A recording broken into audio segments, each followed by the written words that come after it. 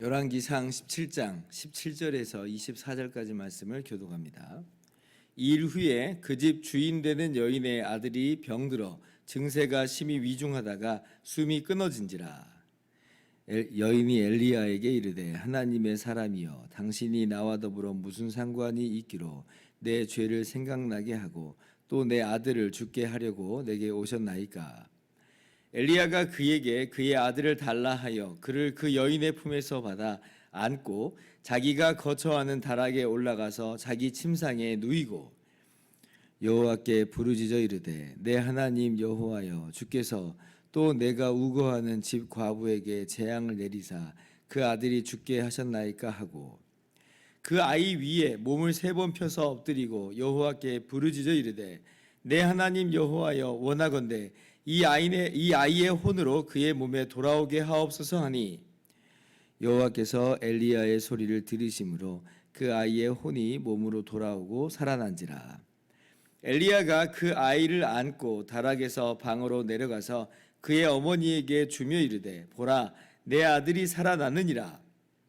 여인이 엘리야에게 이르되 내가 이제야 당신은 하나님의 사람이시요 당신의 입에 있는 여호와의 말씀이 진실한 줄 아노라 하니라. 아멘. 할렐루야. 하나님의 크신 은혜와 평강이 오늘도 변함없이 여러분 가운데 가득 넘치기를 주님의 이름으로 축원합니다. 오늘 본문 말씀은 어제 말씀의 연속입니다. 하나님께서 엘리야 선지자를 시돈 땅의 사르밧 지역으로 보내셨잖아요. 그래서 이 사르밧의 한 과부를 통해서 엘리야를 공개하도록 하셨습니다. 사실 사르밧 과부에는 그 통에 이 가루가 한 움큼만 남아 있고 병의 기름도 조금밖에 남아 있지 않은 상태였죠. 그래서 이제 가뭄이 이제 계속 지속되니까 도저히 이제 살 수가 없다. 이것 먹고 이제 죽어야 되겠다라고 하는 이제 그런 상황이었습니다. 그런데 이제 하나님께서 그 사르밧 과부를 통해서 엘리야를 공격해 하셨을 때에 가뭄이 끝날 때까지 이 통의 가루가 다하지 않고 병의 기름이 마르지 않는 그런 기적을 베풀어 주신 거예요. 그런데 오늘 본문 말씀 보니까 이 집에 문제가 터졌습니다. 어떤 문제냐면 이 과부의 아들이 병이 들어서요. 그리고 증세가 점점 악화됩니다. 아주 위중해졌어요. 그리고 급기야는 숨이 끊어지는 비극이 이 집안에 불어닥친 거예요. 너무 안타까운 사연이죠. 여러분 안 그래도 과부잖아요. 과부라고 하는 것은 남편을 먼저 이제 떠나보낸 그런 사람이라고 하는 것인데 이미 그 자체만으로도 세상이 무너지는 경험을 했는데 근데 아들이 하나 있으니 그 아들 바라보고 버티는 겁니다. 그 아들 바라보면서 그 아들 의지하면서 이 잿빛 세상을 헤쳐가고 있었던 거예요. 그래도 내가 저거 하나 장가 보내고 손주 보고 그 소망으로 삽니다. 지금 뭐 이런 사람들 있지 않습니까? 바로 이제 그런 모습이 이 사르밧 과부의 모습이었는데 그런데 이제 그 하나뿐인 그 아들이 병들어서 죽어버린 거죠. 어떤 심정일까요? 정말 세상의 모든 소망이 다 끊어져 버린 그런 모습일 겁니다. 잿빛 정도가 아니라 캄캄함이 이제 그의 마음 가운데 있을 수밖에 없는 상황이에요. 그래서 이제 이 여인이 엘리야에게 원망 아닌 원망을 하죠. 18절 보면 하나님의 사람이여 당신이 나와 더불어 무슨 상관이 있기로 내 죄를 생각나게 하고 또 내 아들을 죽게 하려고 내게 오셨나이까. 뭐 원망인데 사실은 이제 푸념이라 보는 게 더 좋을 듯합니다. 이 말이 지금 뭐 당신이 나한테 와서 내가 이렇게 재수가 없어졌어. 당신은 정말 재수 없는 사람이야. 당신 때문에 죽었어. 이런 뜻이 아니에요. 정말 그런 뜻이라면 이 여인은 정말 주제 파악을 못하고 있는 거죠. 왜냐하면 아까도 말씀드렸듯이 사실 통에 이 가루가 한 움큼밖에 없었다고 그랬잖아요. 기름이 조금밖에 없었어요. 그것 먹고 죽으려고 했습니다. 최후의 양식이었고 그렇게 본다면 어떻게 보면 그때 이미 이 여인과 이 아들은 이 숨이 끊어졌다라고 봐도 과언이 아닙니다. 체념 상태거든요. 체념 상태. 그런데 그렇게 죽음을 받아들일 수밖에 없는 극한 상황에 내몰렸었는데, 근데 오히려 엘리야가 와서 산 거잖아요. 엘리야가 와서 본인과 아들이 이제 살게 된 것입니다. 굶어 죽지 않게 된 것이에요. 근데 이제 엘리야 보고 당신이 와서 우리가 재수가 없어졌어라고 말한다는 건, 이건 정말 정말 그런 뜻이라면 이 여인이 주제 파악을 못한 것이다. 그래서 그런 의미일 리가 없다, 이렇게 생각이 듭니다. 사실 지금 이 말은 그냥 푸념이죠. 소망이 끊어진 자의 푸념, 고통 가운데 있는 이 사람의 푸념입니다. 이건 말꼬리 붙잡고 씨름할 그런 상황은 아닌 거예요. 어디라도 원망을 털어놓고 싶잖아요. 욥이 그랬죠. 이 너무나 극한 고통 가운데 있으니까 어디라도 원망하고 싶고, 화풀이라 할까요? 또 화를 내고 싶고, 답답하고 말이라도 하고 싶고, 이제 그런 모습을 욥이 보여줬는데, 이 여인도 마찬가지로 그런 찢어지는 감정을 보여주고 있다라고 할 수가 있어요. 자, 그러면 이제 엘리야는 어떻게 해야 될까요? 이 말을 들었잖아요. 엘리야에 대해 했으니까. 엘리야는 어떻게 해야 될까요? 사실 할 수 있는 게 아무것도 없죠. 해달라고 지금 한 것도 아니고, 사실 할 수 있는 게 아무것도 없습니다. 그냥 듣고 앉아 있을 수밖에 없는 거예요. 듣는 것밖에 할 수 있는 게 없습니다. 이때가 이 사역자들에겐 제일 곤혹스러운 때죠. 그 마음 가운데 가장 곤혹스러운 때가 바로 이런 때 같아요. 지금 이제 엘리야가 이 과부에게서 어떻게 보면 지금 무슨 상황이에요? 도움을 받고 있는 상황이잖아요. 지금 자기를 이제 돕고 있습니다. 엘리야 선지자가 이 과부를 통해서 공개를 받고 있어요. 그러면 어떤 마음일까요? 이 사역자의 마음은 자기가 지금 우고하는 이 집이 정말 잘 되기를 바라는 마음, 이 여인과 그 아들이 정말 잘 되기를 바라는 마음, 하나님께서 복 주시기를 바라는 마음이었을 겁니다. 어쩌면 그렇게 기도를 항상 해오고 있었을 것이라 이렇게 봐요. 그런데 도리어 복은커녕 이러한 집안의 비극이 일어날 때에 이게 얼마나 당혹스러운 일이에요. 종종 이제 사역자들이 겪는 일이고 저도 겪는 일이다라고 하는 거죠. 엘리야의 심정이 어떤 심정일지를 너무 잘 저는 이해를 할 수 있겠어요. 그러니까 제가 만약 엘리야라면 정말 이게 딱 이제 오늘날 우리가 겪는 이런 심정인 거죠. 하나님 향해서 이런 마음이 저 딱 대본에 들어요. 하나님 왜 이렇게 일하십니까? 이렇게 하실 필요 없잖아요. 사실 그래요. 오늘 말씀이 이런 일이 일어날 필요가 없는 거거든요. 사실은 그냥 바로 18장으로 넘어가도 아무런 문제가 없어요. 근데 하나님 왜 이렇게 하셨습니까? 그래서 이제 하나님의 이 하시는 일을 이해를 못해서 굉장히 저도 힘들어 할 수 있을 것 같아요.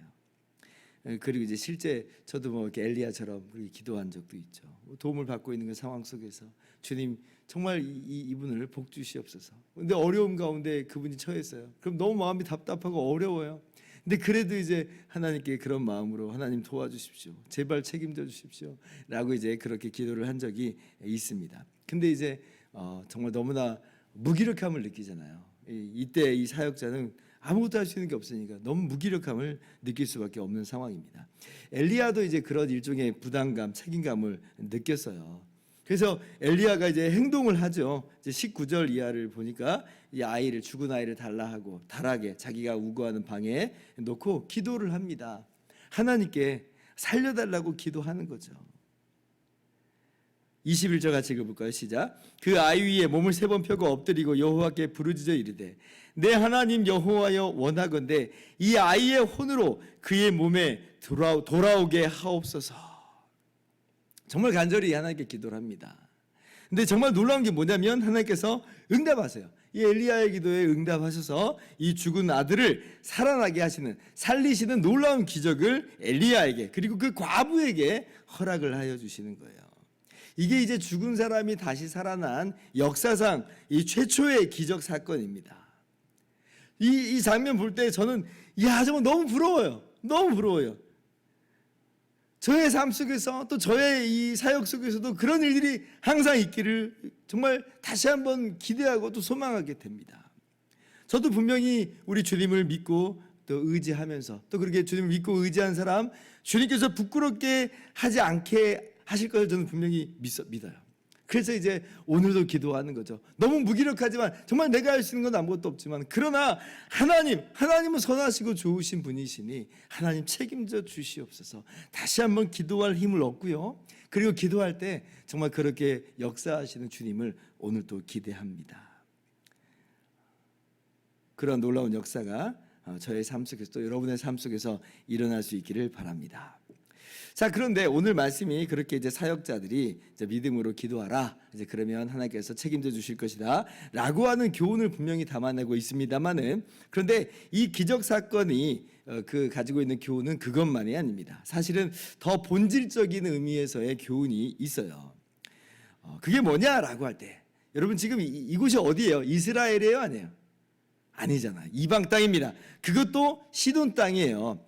바알이 지금 이 종교인의 그 국가 종교로 자리 잡고 있는 그 시돈 땅입니다. 이 시돈 땅의 왕비, 이 공주였던 이세벨이 이스라엘에게 이제 시집 온 것 때문에 이스라엘의 바알 종교가 퍼지게 됐어요. 적진이에요, 적진. 그런데 지금 이 시돈 땅에 바알이 다스리고 있다 하는데, 그런데 바알은 뭐예요? 과부를 먹여 살릴 능력도 없었죠. 그리고 이 죽어버린 이 아들을 살릴 능력도 없었습니다. 그럴 수밖에 없는 게 바알은 아무것도 아닌 헛된 우상에 불과하기 때문에 그래요. 그러나 오늘 말씀이 무엇을 이야기해요? 여호와 하나님은 이스라엘만의 하나님이 아닌 거예요. 이스라엘 땅을 벗어난 바로 그곳에서도 하나님이시고 과부를 먹여 살리시며 죽은 사람도 능히 살리시는 그런 참 하나님이다 라고 하는 것을 지금 적진의 한 복판에서 하나님이 선포하시는 겁니다. 누가 참 신이냐라고 할 때에 하나님만이, 여호와 하나님만이 참 하나님이시다라고 하는 것이 오늘 말씀이 우리에게 주는 분명한 교훈인 거죠. 그래서 오늘 여인이 뭐라고 고백합니까? 24절 또 읽습니다. 여인이 엘리야에게 이르되 내가 이제야 당신은 하나님의 사람이시요 당신의 입에 있는 여호와의 말씀이 진실한 줄 아노라 하니라.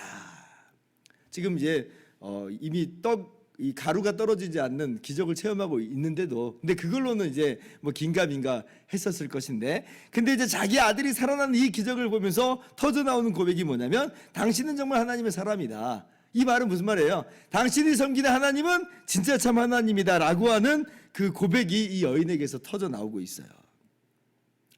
적진에 속해 있는 사람이, 그러니까 바알에게 이제껏 속해 있던 사람이 오히려 여호와 하나님이 참 하나님이다라고 고백하는 놀라운 장면입니다. 그 어떤 장면하고 비슷하냐면 예수님께서 십자가에 못 박혀 죽으셨을 때에 그때 이방인 로마 백부장이 뭐라고 말해요? 이 사람은 진실로 하나님의 아들이었습니다. 지금 이스라엘 사람들은 예수님을 못 박아 죽인 그 현장 속에서 오히려 이방인인 이 로마 백부장의 고백은 하나님의 아들이었습니다 라고 이제 고백하는 그 장면하고 굉장히 유사하죠. 지금 오늘날 이 땅에 이스라엘 사람들이 어떻게 하고 있어서요? 자, 하나님을 떠나고 바알을 따르는 그런 사람이었잖아요. 사람들이 다 돼버렸잖아요. 거기에 경종을 울리는 거예요. 바알은 헛된 신에 불과하다는 겁니다. 여호와 하나님만 참 하나님이라라고 하는 거예요. 그러니 하나님께로 돌아오라. 그래서 오늘 말씀을 통해서 우리가 이러한 기적이 우리와 또 우리의 주변 가운데 일어나기를 기도하는 그러한 교훈을 하나를 마음 가운데 새기시고, 그리고 더 중요한 교훈으로서 여호와 하나님만이 참 하나님이다. 예배당에서만이 아니라 모든 만물을, 모든 나라를 다스리는 만왕의 왕이시고 만주의 주가 되심을 분명하게 확신하면서 그렇게 믿음으로 주님과 동행하는 저와 여러분 모두 되기를 주님의 이름으로 축원합니다. 기도하겠습니다.